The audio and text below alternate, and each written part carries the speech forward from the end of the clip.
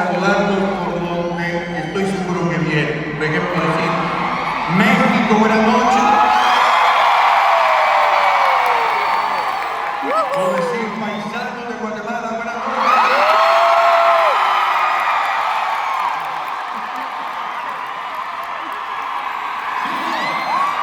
Venezuela, buenas noches.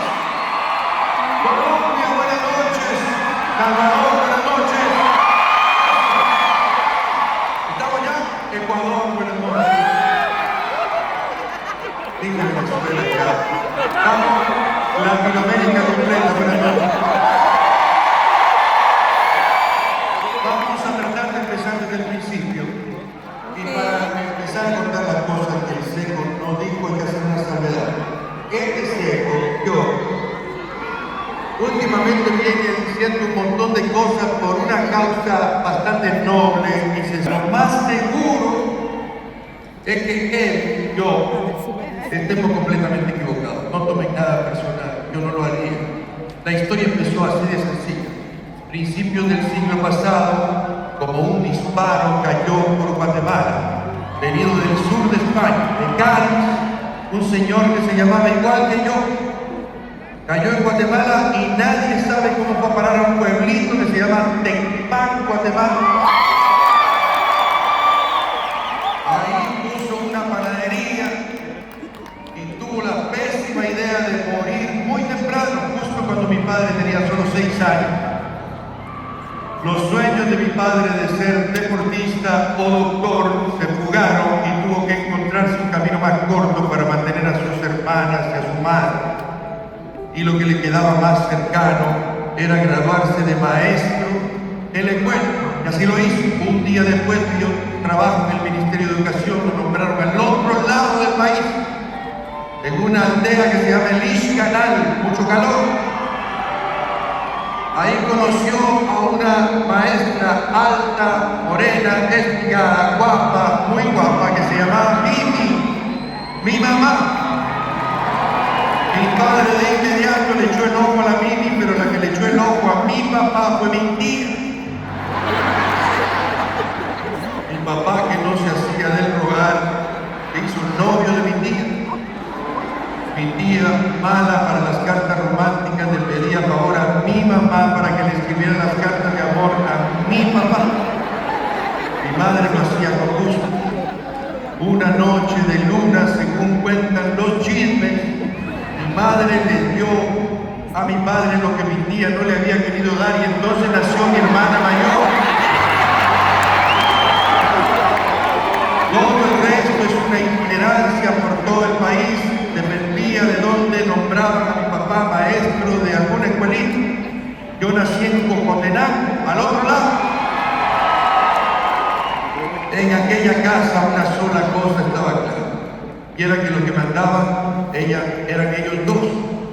No era como hoy, los muchachos tienen hoy 550 influencers en las redes sociales. Nosotros teníamos 2 nada más. A uno le decíamos papá y a la otra le decíamos mamá. Que hacía lo que ellos decían. Cuando se nos empezaba a olvidar, mi madre se ocupaba en recordar: Pato, niño, usted aquí no tiene ni voz, usted no opina aquí hasta que no aporte, no se le olvide nunca. Nos lo decía semanalmente, quedaba claro. No era como hoy, como esos papás que uno no entiende por qué son tan culpables. Nadie sabe por qué se sienten culpables por ser padres. ¿Y a dónde va a comer el bebé hoy en la noche? ¿Y de vacaciones a dónde va a querer el rey de la casa? En el mejor de los casos, en el peor. ¿Y hoy de qué va a querer ir a la escuela?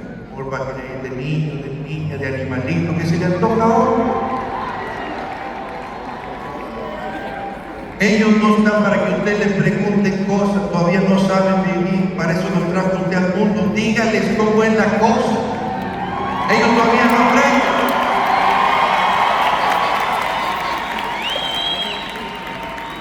Ellos están hoy bajo la burbuja de la sobreprotección. Y entonces se olvidaron que en aquellos tiempos Lo que hoy es el pecado capital de las escuelas, para nosotros era quizás la materia más importante del pensum más importante a veces que las mismas matemáticas. El bullying. Si no era por el bullying, ¿dónde carajos aprendía uno a defenderse de los enemigos? Era ahí. El que era bruto, era bruto. Y le tocaba defenderse como podía, buscando en los recovecos de su propia vida alguna instancia que le permitiera demostrarle a todos los demás que realmente no era tan bruto. Mírenme a mí. Me esmeré un poquito y me hice cantautor.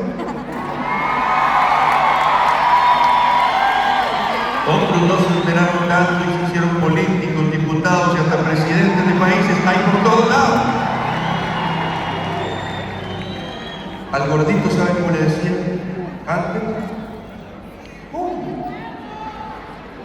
Y el gordito no le quedaba de otra que ser el más simpático de la clase, o el que le pegaba una trompada al que le decía gordo, o el más chistoso de todos, el que le ponía apodos a todos, o adelgazar. Todo iba bien. Los muchachos respetaban a los adultos hasta que de repente la psicología moderna empezó a cambiar la cosa y el mundo se empezó a convertir en una especie de cabaret, con todo el respeto que merece no cabaret, porque para cabaret, París, para París, Edith Piaf, para Edith Piaf una canción, y para llevarnos al viaje, él, llévanos.